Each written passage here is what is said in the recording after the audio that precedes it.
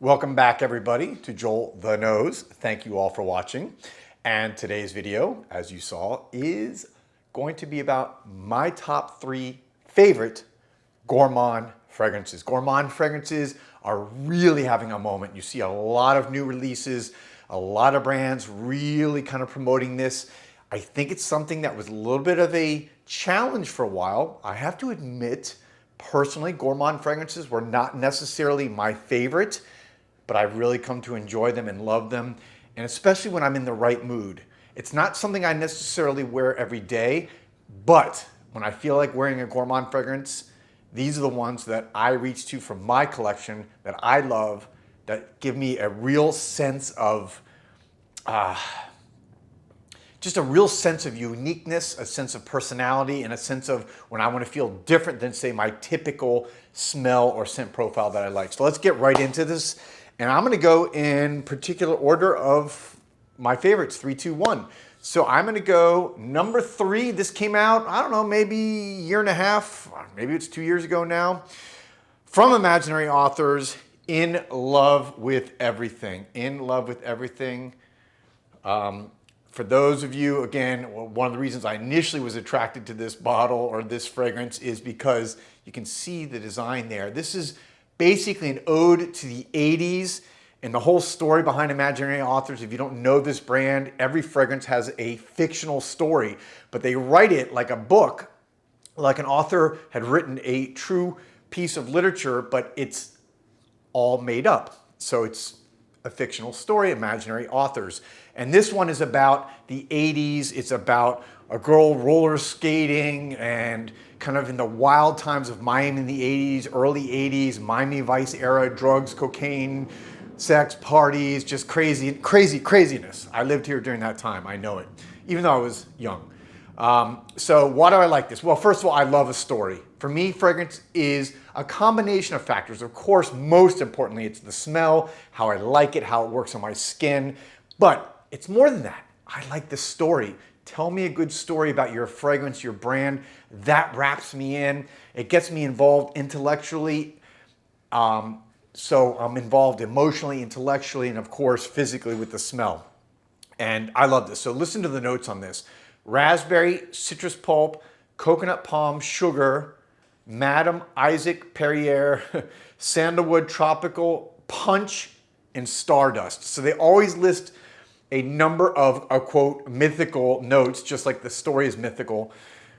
But this, to me, is a very unique kind of strawberry soda-like feel. It feels to me, again, growing up in the 80s, having gone roller skating at roller rinks here in South Florida, it reminds me of just that kind of carefree, fun time. This fragrance to me, if I had to encapsulate it, reminds me of rollerblading. I'm not saying roller skating. This is before rollerblades.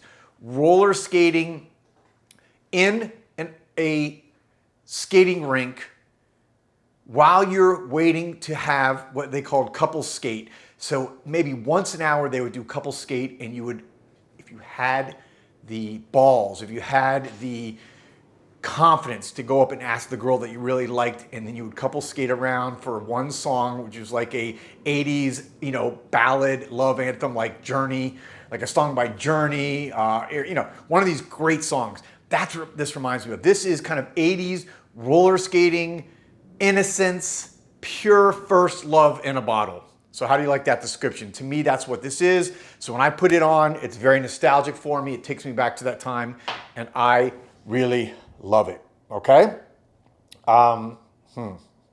Next, let's go to my number 2, and this is from Therapia by Aroma. It is Fig Confit. Fig Confit, you can see I'm almost out of this. And so Fig Confit means candied fig, and that's why to me this is a gourmand.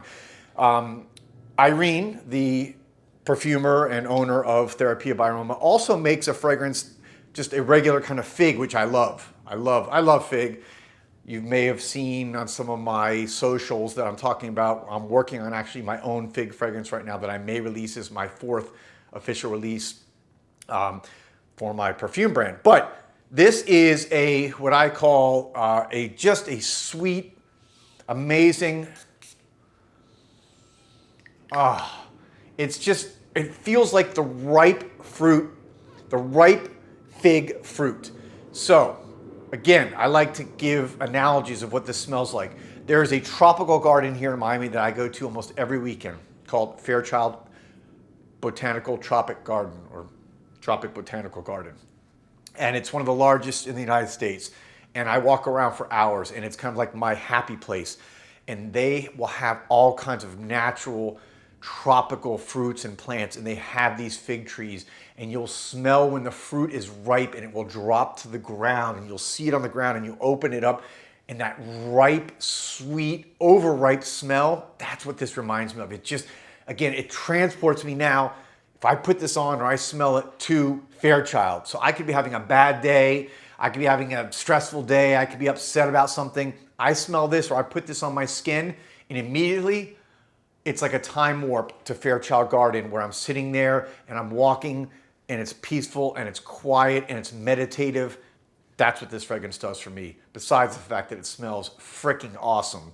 So if you like fig and you like that kind of sweet, candied fig, gourmand-like, Fig Confit by Therapia by Aroma.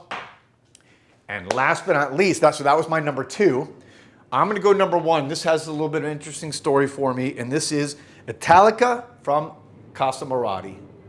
Italica, you can see, has the tassel, classic Casa Marati, which is also, part of the Serjoff brand. This is kind of like their sister brand for Serjoff. So if you like Serjoff and you don't know Casa Marati, you got to check them out. Bottles, amazing. Got this great top. You got the tassel. This is just, an Italian piece of art. I love Italian niche houses because they really go the extra mile in the presentation and everything. Not just the fragrance, but the bottle is a piece of art. So what's the story behind this? When it first came out, probably, I don't know, maybe 3-4 years ago, I think it was about that time, I was interested by it because they were pushing the envelope on what was then became a big trend, and that was that milky note. And so now you see a lot of fragrances over the last few years have used that kind of milky accord. This was one of the first to kind of popularize it as far as the mainstream niche fragrances go. And so listen to the notes: saffron, milk, bergamot, mandarin, green apple, vanilla, toffee, tonka bean, white musk, sandalwood, incense, and amber. So it has so many cool notes that I personally love. I say cool because these are notes like incense, white musk, amber, that are some of my favorites. The others to me are kind of outliers. Saffron, I like saffron, but milk, green apple, toffee, tonka bean, I gotta admit, is not one of my favorite notes. I don't know why. It has this kind of spicy quality to it that I don't always love. And in this fragrance, I did not initially love it. When I first smelled it, I was intrigued by it because of that milkiness, that quality that was kind of like, okay, something's different here. What is this, what does this remind me of? What am I thinking? What am I smelling here? And I bought it though, out of sheer intrigue, because I like getting fragrances sometimes that just completely are outside my realm of normal thought. And this is a piece of advice, how you push yourself to getting into new fragrances. Sometimes buy stuff that is not what you would typically buy and is outside your completely outside your scent profile. And that's what this was for me. This is now, excuse me, I dropped the tassel. This is now one of my favorites, and it's my favorite gourmand fragrance. I now cannot get enough of this.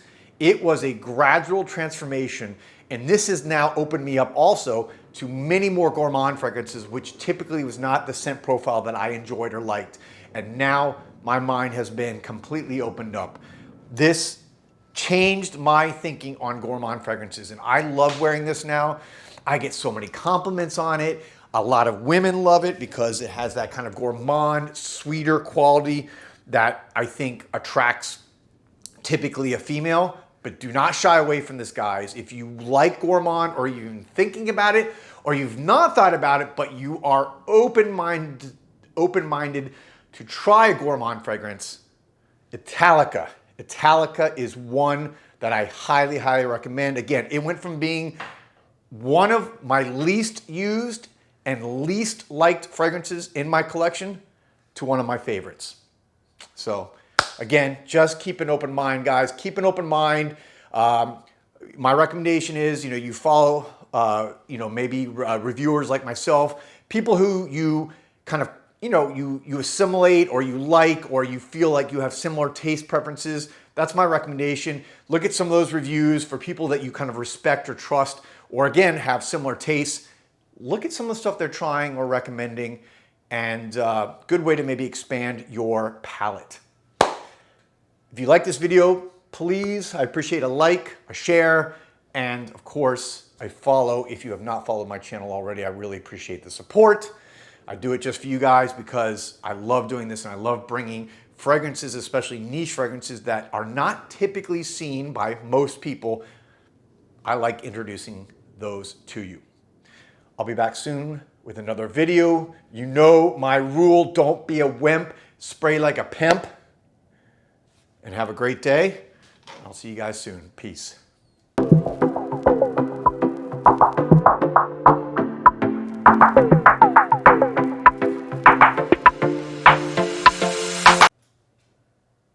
Gourmande fragrances are having a moment, and here are my top 3 favorite Gourmande fragrances right now. You know the rule, don't be a wimp, spray like a pimp.